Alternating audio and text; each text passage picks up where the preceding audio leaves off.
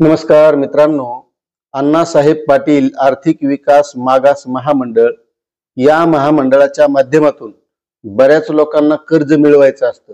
पण आता यामध्ये होतंय काय की आपण अर्ज भरतो, सगळे कागदपत्र गोळा करतो आणि मग एखाद्या बँकेकडे जातो, मात्र तिथं बँक मॅनेजर आपल्याला कर्ज देत नाही। फायनान्स कडे गेलं, एखादं वाहन घ्यायचं असलं, ट्रॅक्टर किंवा पिकअप अशा वस्तूसाठी मिळतं, मात्र आपल्याला व्यावसायिकता करायची, एखादं दुकान टाकायचंय, कटलरीचं असेल, किराणाचं असेल, हार्डवेअरचं असेल, तर हे कर्ज आपल्याला बँकेच्या माध्यमातून घ्यावं लागतं। आता बरेच जण काय करतात, हे कर्ज घ्यायचं म्हणल्यावर आपली जी काही दत्तक बँक आहे त्याच बँकेकडे जातात। तर असं काही नाही मित्रांनो, तुमचा व्यवहार ज्या बँकेमध्ये आहे किंवा खातं ज्या बँकेमध्ये आहे अशा कोणत्याही बँकेकडून तुम्ही घेऊ शकता। किंवा खातं जरी नसलं, मात्र त्या बँक मॅनेजर सोबत तुमचे संबंध चांगले असले आणि तुमचा व्यवहार किती चांगला आहे यावर महत्वाचं असतं। कारण आपला व्यवहार जर चांगला असला तर आपल्याला सहजरित्या या माध्यमातून कर्ज मिळत असतं। आता बरेच जण कमेंट काय करतात की अण्णासाहेब पाटील महामंडळाच्या माध्यमातून कर्जच मिळत नाही किंवा कर्जच भेटत नाही किंवा व्याज परतावाच येत नाही। तर त्या मित्रांना मी सांगू इच्छितो की मित्रांनो, अण्णासाहेब पाटील आर्थिक विकास मागास महामंडळाच्या माध्यमातून डायरेक्ट असं कर्ज दिल्या जात नाही, तर कर्ज आपल्याला आपल्या ऐपतीप्रमाणे आपल्याला एखाद्या बँकेकडून, फायनान्स कडून जी यादी दिलेली आहे पोर्टलवर त्या बँकेच्या किंवा त्या फायनान्सच्या माध्यमातून घ्यावं लागतं। आणि ते घेतल्याच्या नंतर जेव्हा आपण त्या व्याज म्हणजे कर्जाची परिपूर्ती म्हणजे जे काही हप्ते असतील तो भरतो, त्यावेळेस आपल्याला महामंडळ हे व्याज परतावा देत असतं। म्हणजे आपल्याला हप्ता भरल्याच्या नंतर व्याज लागत असतं, ते व्याज आपल्याला परत मिळत असतं। म्हणजे हे पैसे आपल्याला मुदलात पडत असतात, अशी ही पद्धत आहे याची। आता महत्वाचा मुद्दा आहे की बँका का देत नाही, तर त्यामध्ये असं आहे महत्वाचं, कोणतीही बँक असली, कारण शेवटी बँक चालवायची त्याला म्हणल्यावर समोरचा घेणाऱ्याचा व्यवहार बँक पाहणार तरच कर्ज देणार।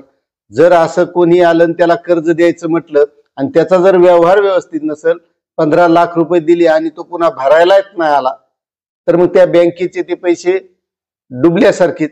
त्यामुळे बँकेला वाटतं की व्यवहार व्यवस्थित करावा, तुमचा जे काही व्याज परतावा आहे ते तुम्हाला मिळेल, मात्र त्यासाठी तुमचा व्यवहार चांगला असावा तरच हे कर्ज मिळते। किंवा आपण असा साधा जरी व्यवहार करायचा म्हणलं, एखादी व्यक्ती जर व्यवहाराला चांगली असली तर त्याला कोणी बी उसने पैसे देत असतं, आणि एखादा चाल ढकल करणारा असला तर त्याला कोणीच ओळखीत नाही।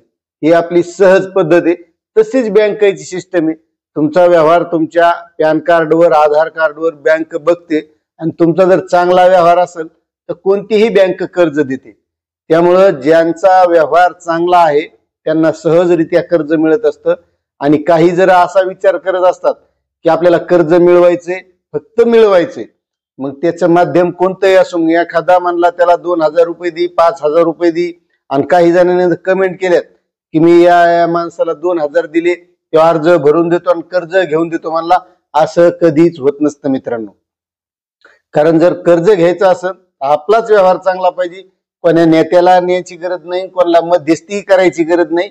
तुम्ही तुमचं स्वतः बँकेकडे जाऊन तुम्ही कसे आहात, तुमचा व्यवहार कसा आहे, तुम्हाला कशासाठी कर्ज घ्यायचंय, तुम्ही कसं भरणार आहात, हे इत्यंभूत व्यवस्थित जर त्या मॅनेजरला सांगितलं तर 100% तुम्हाला मॅनेजर कर्ज देतो। यासाठी कोणा नेत्याची कोणाचीच गरज पडत नाही, फक्त महत्वाचा असतो त्यासाठी व्यवहार। आता काही जण म्हणतात की पोर्टल व्यवस्थित चालत नाही, बंद पडलं का, तर असं काहीच नाही मित्रांनो। कोणतीही वेबसाईट असली तर त्यामध्ये अपडेशन होत असतं, तसं सध्या पोर्टलवर अपडेट चालू आहे, त्यामुळे वेबसाईट बंद पडली नाही, काय नाही। ज्यांना अर्ज करायचे त्यांनी व्यवस्थित करायचे, फक्त करताना डॉक्युमेंट हे ओरिजिनल अपलोड करायचे, चांगले स्कॅन करायचे आणि या योजनेचा लाभ घ्यायचा।